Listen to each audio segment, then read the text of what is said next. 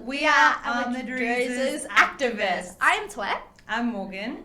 And the purpose of this podcast, a little YouTube channel, is to talk about academic freedom and what it is, who it impacts, and how it impacts the world and society. The reason why we're presenting our podcast today is because we're part of a Monash University unit called Activism for Academic Freedom. So we want to demonstrate our past knowledge and understanding about academic freedom and the freedom of speech, which are not necessarily the same things. So what is academic freedom?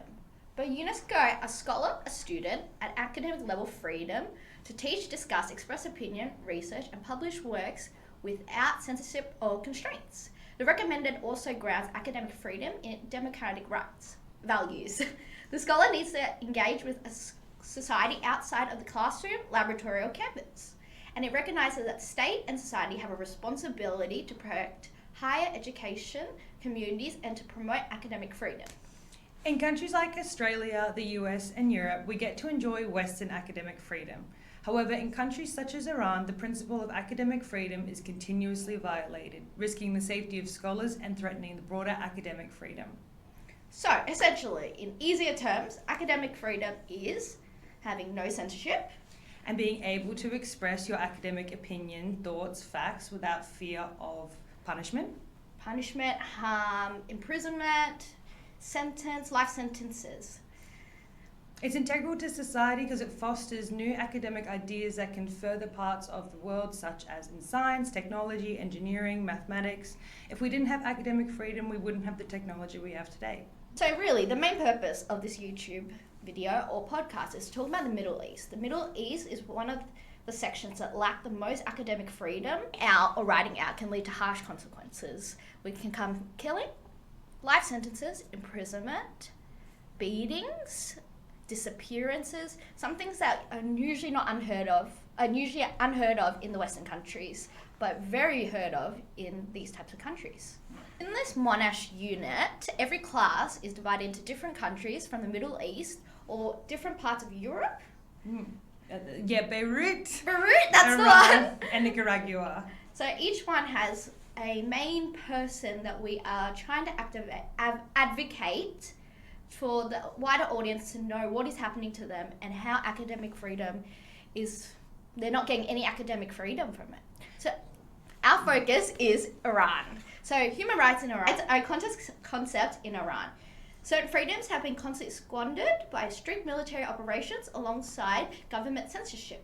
Topics of ethnic religion, women, academic freedom are constantly monitored and controlled. Violations can be a form of torture, execution, arbitrary arrest, and imprisonments. The aftermath of the 2022 rebellion against the regime exemplified this human rights crisis, with thousands of people being subject to inhumane treatment for peacefully exercising their human rights. Censorship of media and online content is highly prevalent, with the government frequently blocking access to social media platforms and various websites. Despite these extensive restrictions and violations of citizens' freedoms, there are still individuals striving to bring about positive change and advocate for the release of these prisoners. Academic freedom through the Middle East is overwhelming, limited, and repressed, to the point of intense violence and physical repression.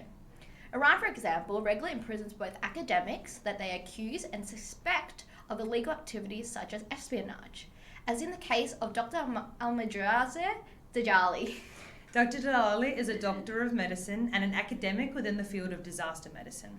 He obtained his PhD at the Karolinska University of Sweden. Upon being invited to the University of Tehran and Shiraz University within Iran, at his arrival he was arrested by the Ministry of Intelligence and Security without a reason. This was in April 2016. He was accused and charged of espionage, which is a crime of spying on the government to obtain political and military information in collaboration with Israel.